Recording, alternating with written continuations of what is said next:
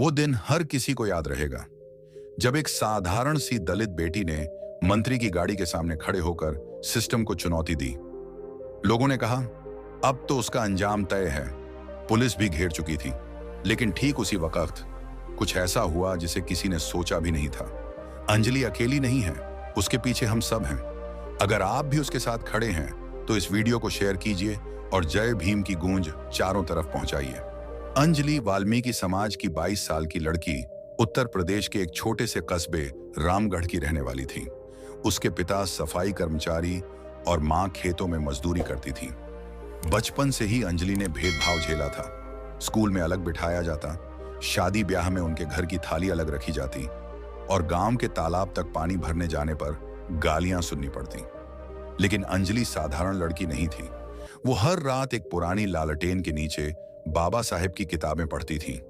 जाति का विनाश, संविधान और गौतम बुद्ध की शिक्षाएं। उसकी मां शीतल अक्सर कहती, बेटिया ये किताबें तुझे रोटी नहीं देंगी।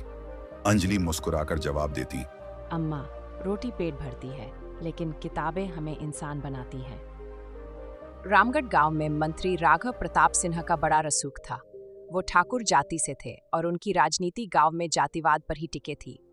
दलितों को सिर्फ वोट बैंक समझा जाता था, पर अधिकार नहीं दिए जाते थे। गांव के स्कूल में दलित बच्चों को अलग कमरे में बैठा दिया गया।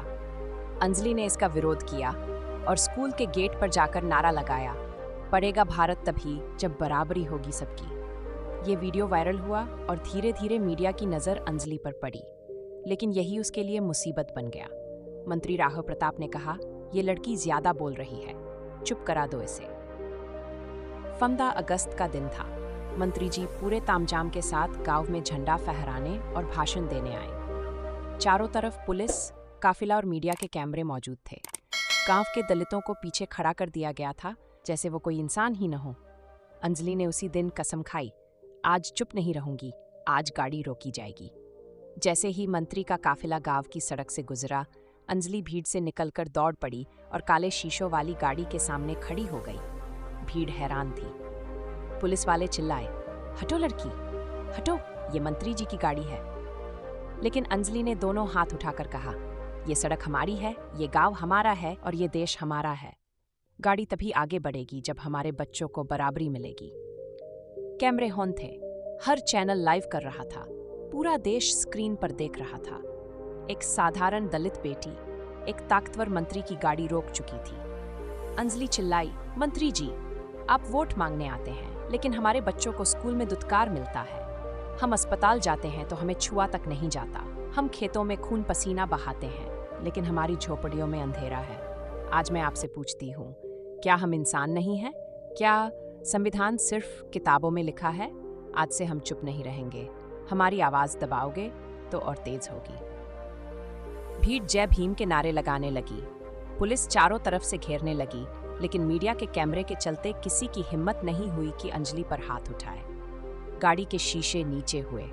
मंत्री राघव प्रताप लाल चेहरे के साथ बोले, लड़की, तुम राजनीति कर रही हो, तुम्हें मालूम है तुम्हारा क्या अंजाम होगा? अंजलि ने ठंडे लहजे में कहा, अंजाम? दलित होकर हम रोज अंजाम झेलते हैं, आज पहली बार हम शुरुआत कर रहे हैं। मंत्री चुप हो गए, क्योंकि कैमरा उनके हर हाव भाव को कैद कर रहा था। यह दृश्य टीवी, मोबाइल और सोशल मीडिया पर आग की तरह फैल गया। ट्रेंड चलने लगा। अंजलि's मिनिस्टर, दलित की आवाज जय भीम। दलित समाज में जोश की लहर दौड़ गई। छोटे छोटे गांवों में लोग कहने लगे, अगर अंजलि कर सकती है तो हम क्यों नहीं? लेकिन इसके बाद अंजलि और उसके परिवार की मुश्किलें बढ़ने लगीं। रात को घर के बाहर अजनबी घूमने लगे। पुलिस वालों ने उसके पिता को थाने बुलाकर धमकाया। मंत्री जी ने साफ कहा, या तो अंजलि माफी मांगे वरना इस गांव से मिटा दी जाएगी। लेकिन अंजलि डरी नहीं। उसने मां शीतल से कहा, अम्मा, अगर मैं डर गई तो आने वाली पीढ़ियां गुलाम बन जाएंगी। आज अगर मैं खड़ी रहूंगी तो कल लाखों अंजलियां उठेंगी।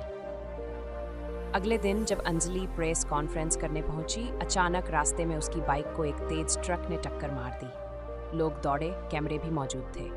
लेकिन जब भीड़ ने देखा अंजलि सड़क पर लहूलुहान पड़ी थी, किसी ने सवाल उठाया, यह हादसा था या साजिश?